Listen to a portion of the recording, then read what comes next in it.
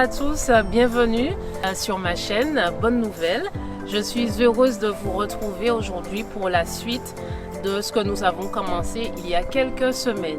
Alors aujourd'hui, le thème que je vais vous présenter, comme je l'avais annoncé, comment le mal s'est introduit sur la terre. Alors bien entendu, nous allons toujours nous baser sur les Écritures. Il est écrit, et c'est ce qui sera en fait la base de notre étude d'aujourd'hui. Alors, comment le mal s'est introduit sur la terre?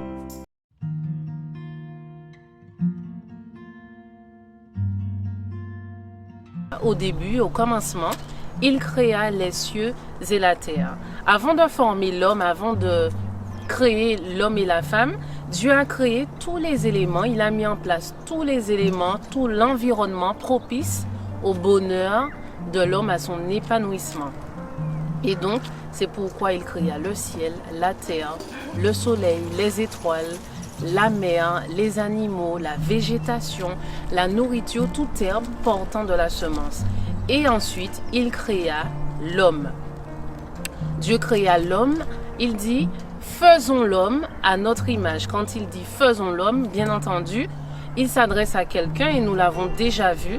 Dieu créa l'homme au travers de son Fils, par son Fils. Donc quand il parle, il s'adresse aussi à son Fils quand il dit « faisons l'homme ».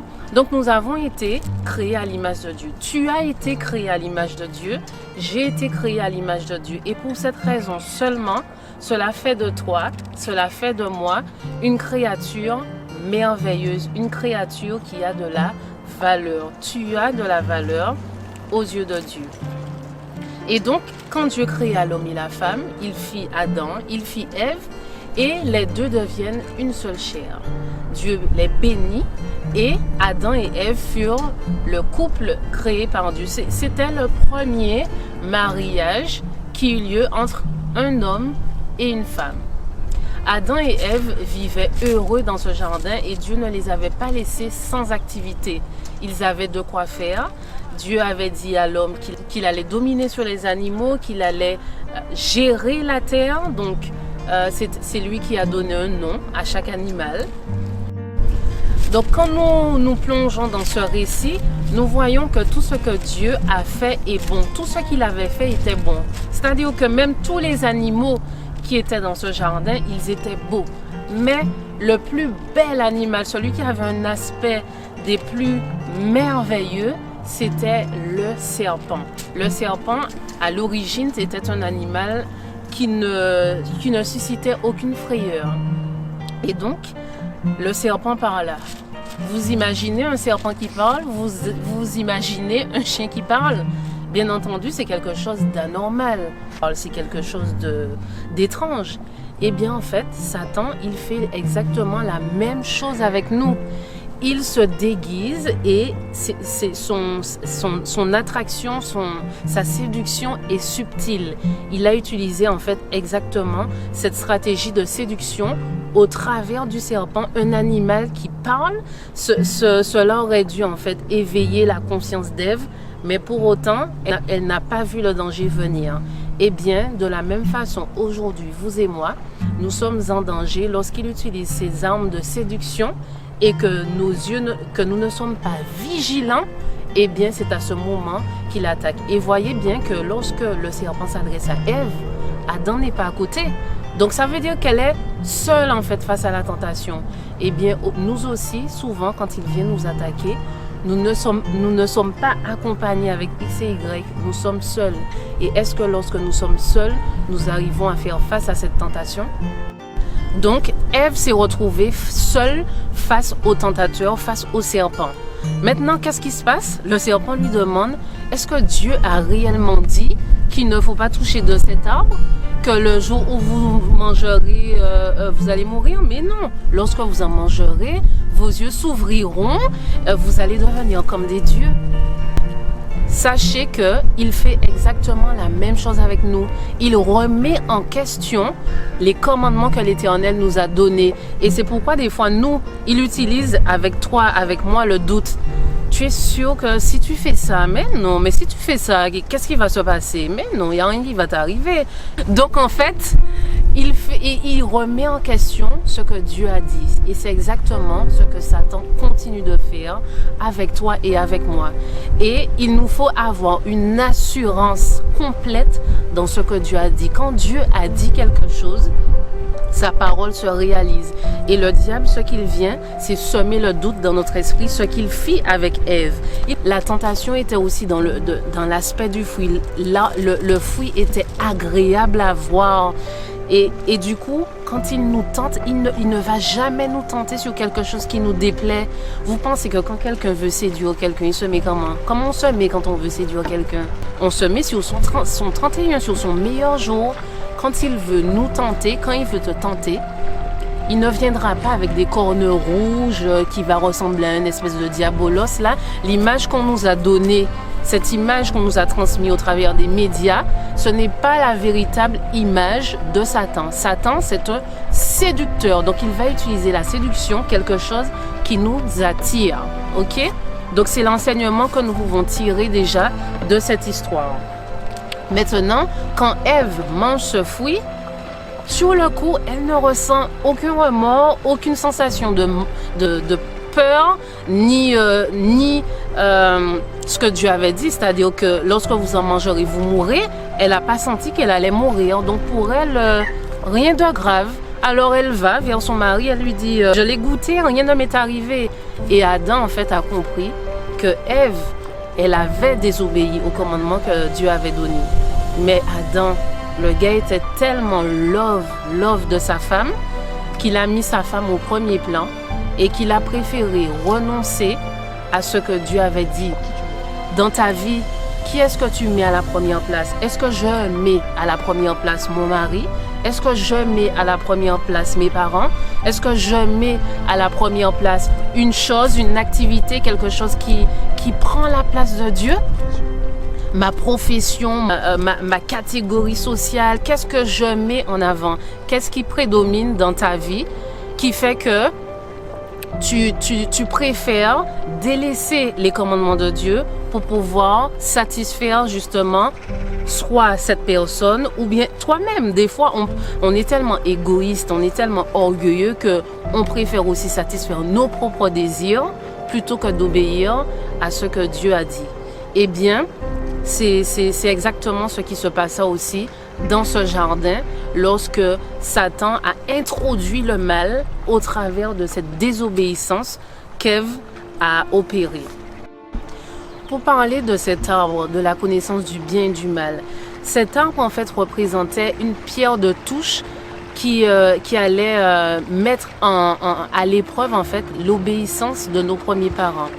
Et donc cet arbre aussi c'était le symbole de la liberté qui était offerte à Adam et Ève. Ils n'étaient pas soumis à un créateur qui exigeait d'eux des choses par contrainte. Il y avait cet arbre en fait qui était aussi un symbole du libre arbitre, le fait que les hommes ont été créés libres. Tu es libre de faire tes choix, je suis libre de faire mes choix. Et donc, il faut vraiment comprendre cela quand on étudie en fait ce texte. L'arbre de la connaissance du bien et du mal, ce n'était pas un piège que Dieu avait mis dans le jardin pour voir, ah, ils vont tomber. Non, non, c'était le symbole de la liberté. En fait, quelle image a-t-on de Dieu? Quelle image as-tu de Dieu? Parce que cet arbre qui manifestait cette liberté contrefait cette idée que Dieu est un Dieu tyrannique qui nous oblige à faire des choses. Au contraire, il nous a créés libres. Et donc, quelle est cette image que tu as de Dieu? Généralement, quand un malheur nous arrive, qu'est-ce qu'on dit? Aïe bon Dieu, aïe bon Dieu. Pourquoi, lorsqu'on a un malheur, on pense que c'est Dieu qui l'envoie? Parce que ce que Dieu veut, c'est notre bonheur. Et c'est exactement pour cela qu'il a créé cet environnement propice au bonheur de l'homme. Mais il y a Dieu et puis il y a aussi l'ennemi de Dieu. Et c'est cet ennemi qui est venu semer le trouble. Et c'est par cet ennemi en fait que le mal s'est introduit sur la terre. Alors quand Adam et Ève ont péché, Dieu, le Créateur, n'était pas C'est pas comme s'il n'était pas au courant qu'Adam et Ève ont péché. Mais il est quand même venu leur parler parce que les premiers êtres, ils avaient cette opportunité de pouvoir parler directement avec Dieu. Vous comprenez? Et donc Dieu vient et il dit à Adam, mais Adam, qu'est-ce qui s'est passé? Pourquoi as-tu fait cela? Et Adam répond, ben, j'ai fait cela parce que la femme que tu as mis à mes côtés, eh bien en fait, elle m'a donné du fruit. Donc Dieu se tourne vers Ève. Ève, pourquoi tu fais cela? Ève répond, ben en fait, c'est le serpent que tu as créé qui est venu me séduire. Est-ce que toi et moi, ça ne nous arrive pas de faire exactement la même chose? C'est-à-dire que quand on voit en fait notre erreur, quand Dieu nous montre notre erreur, qu'est-ce qu'on fait? On cherche à accuser quelqu'un d'autre. On n'assume pas nos propres actes. Et c'est toujours à cause de quelqu'un. C'est à cause de la femme, c'est à cause de l'animal. Et aussi, souvent, en fait, qu'est-ce qu'on veut dire? C'est à cause de Dieu. Parce que quand Adam dit c'est à cause de la femme que tu as créée, Ève dit c'est à cause de l'animal que tu as créé, en fait, ils rejettent la faute sur Dieu au lieu de prendre la responsabilité de leur péché. Donc, toi et moi, nous sommes des êtres responsables. Apprenons à assumer nos responsabilités face à ce que Dieu nous a commandé de faire. Maintenant, le chapitre 3 de Genèse se termine en disant « Maintenant que vous avez péché, eh bien Dieu prononce sa sentence. Il accomplit en fait ce qu'il avait dit. Il dit à Satan « Je mettrai inimitié entre toi et la femme, celle-ci t'écrasera la tête et tu lui blesseras le talon. » Et ensuite Dieu dit à Ève « Tu enfanteras dans la douleur. Tes désirs se porteront vers ton mari, il dominera sur toi. » Et ensuite, il dit à Adam, tu vas travailler avec peine à la sueur de ton front, la terre qui te donnait la nourriture d'une façon si merveilleuse, et bien maintenant tu vas peiner en fait. Regarde, la terre elle sera maudite, le sol sera maudit à cause de toi. Et regardez, quand vous voyez en fait cette nature en plein hiver, vous voyez des troncs massacrés, vous voyez des branches sèches. Eh bien, si Adam était là aujourd'hui, il serait triste et malheureux de voir comment la nature est devenue. Parce que dans le jardin d'Éden, la température, elle était constante. Il n'y avait pas 4 saisons, il n'y avait pas de rude hiver. Adam et Ève, d'ailleurs, ils étaient nus. Ils ne savaient même pas qu'ils étaient nus. Est-ce que toi et moi, en fait, on peut tenir en hiver sans doudoune, sans gants, sans vêtements pour nous réchauffer? Non. Mais eux, ils avaient en fait cette température, cet environnement qui était stable. Et maintenant, à cause du péché, cet environnement est devenu instable. Alors, ce que nous devons retenir dans cette histoire, c'est que la parole de Dieu, en fait, elle s'accomplit. Et lorsque Satan vient se manifester dans notre vie, généralement c'est pour détruire et contrefaire ce que Dieu nous a dit de faire. Adam et Ève étaient des personnes averties. Ils savaient qu'il y avait un tentateur. En fait, ils n'étaient pas ignorants au sujet des sophismes de Satan. Ils savaient, ils avaient été avertis au départ, mais ils ont fait leur propre choix. Aujourd'hui, Dieu nous lance un appel à toi et à moi et nous dit « Suivez-moi, faites ma volonté. Voici, je mets un chemin devant vous. La vie et la mort. Choisissez la vie si vous souhaitez vivre. Cette vie que Dieu veut nous donner, ce n'est pas la vie que ce monde veut nous donner. La vie que Dieu veut nous donner, c'est cette vie éternelle, cette vie que nous avons perdue dans le jardin. Mais cette vie, elle n'est pas perdue. Pourquoi? Parce que Dieu a mis inimitié entre Satan et la femme. Et nous allons voir par la suite comment Dieu a mis cette inimitié. Quel est le plan qu'il a mis en place pour que toi et moi, nous puissions vivre cette vie éternelle. Je te dis à bientôt pour une prochaine vidéo. Que Dieu te bénisse. Bye bye.